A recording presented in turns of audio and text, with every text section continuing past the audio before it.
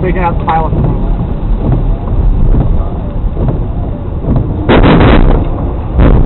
fuck.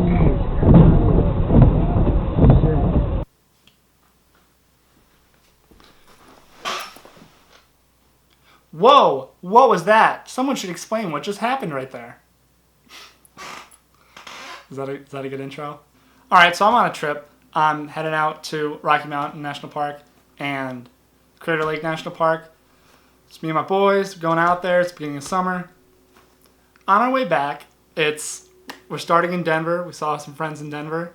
We're driving back, and we just hit this massive thunderstorm, and we're stuck in it for hours. And we're about to hit Omaha, which is the end of Nebraska. And driving through Nebraska already sucks, and we're doing it in this massive storm, and it's at night, and we're pulling up like it's the first couple exits to Omaha. And I'm driving, and I just see like a pileup starting up ahead, and it's a 4-lane road, and I'm in the second to the left lane. And I'm like, oh, pileup. Like, I slow down early because it's a big van, and it's so, like, there's got to be an inch of water on the road. I'm sitting there in the driver's seat just, oh, better slow down. And then a semi drives right next to me, takes out my mirror, had rear-ended us, skirts and barely misses someone in front of us, in front of him. And so he pulls over, and I pull over. So we call the police, and I'm just shaking because I haven't been in an accident in a long time, and that was the first accident with another car. And we could have got rear-ended by a semi carrying 2 trailers. That would have been bad. There's no seatbelt in the bed in the back, so me and my buddy Trevor would have been relatively okay. But my buddy Alec is just in the back, no seatbelt. He's laying down like nothing. And so we pull over, we call the police, and we get out and start talking to the trucker. And he's like, "Are you all right? I'm all right. Are you all right? What happened? Blah, blah, blah." We're looking at the damage. My moped is on the back, and he hit the hitch thing that's holding it. And the hitch thing's bent, and the moped's holding on. It has 4 straps. The moped's holding on by a strap. The front wheel's off. Honestly, that could best case scenario for us getting in an accident. It's we almost lost her. Mark.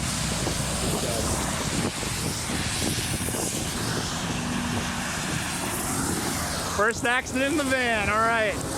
And so we're chilling there, in this downpour, just getting soaked. And eventually, the cop shows up, and he's getting our stories, what happened, insurance registration, blah, blah, blah. And lucky for me, I had my dash cam. And the trucker had a dash cam, and he had one that shoots in front of him and behind him.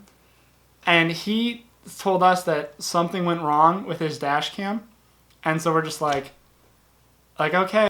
And so the trucker starts telling the guy that he hit us on his driver's side, which is, you can see in the video, that's impossible because he hit my driver's side.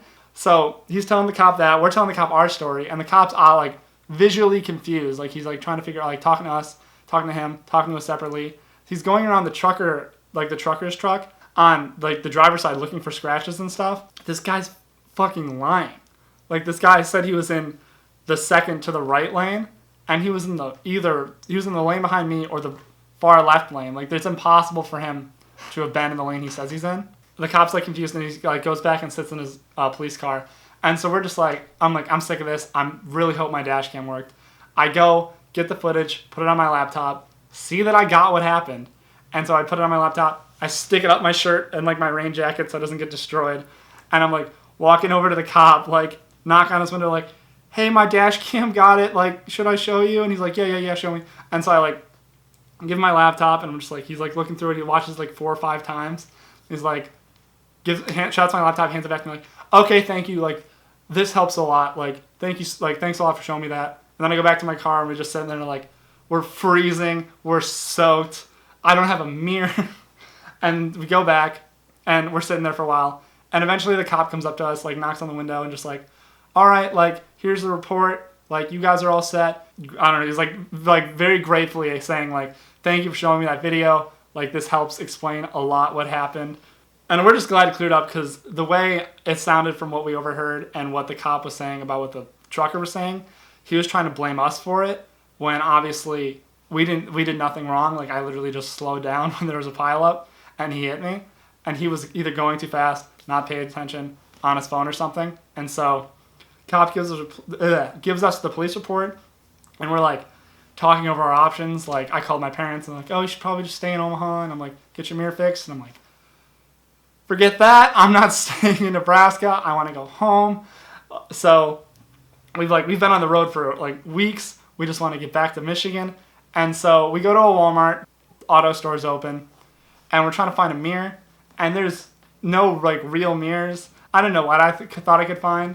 And so we go to like the RV section, and they have like those stick-on mirrors that you put on like your bigger, like your big, like an RV mirror, like a big RV mirror, like you put it on and it's a wide-angle mirror so you can see in your blind spots and stuff. And so I just take that. I already had duct tape in the van. I just start duct taping the shit out of this thing, like probably put like 20 layers of duct tape on it, and it looks super sketchy, and it's not even like out, it's just on like the little nub that was left. Sure of it before it falls off. Oh, I am. Let me get a little video.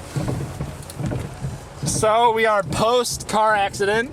I don't have a mirror anymore, and Walmart doesn't sell mirrors, and there's no auto value stores open, so I have duct taped a blind view mirror, blind spot mirror, onto what used to be my mirror, and we're gonna call it good, and we're gonna try to make it home. Trevor, is it gonna work? Fuck no. And as you can see from that video, like, we had zero faith in this thing. It's still downpouring, but we were just trying to send it home. Like, I looked up, like, is it illegal to have this mirror off? And it's like, yeah, it is. And so from the border of Colorado to Indiana, it's this massive storm. It's downpouring constantly. Like, there's thunder, lightning, it's dark, it's downpouring rain.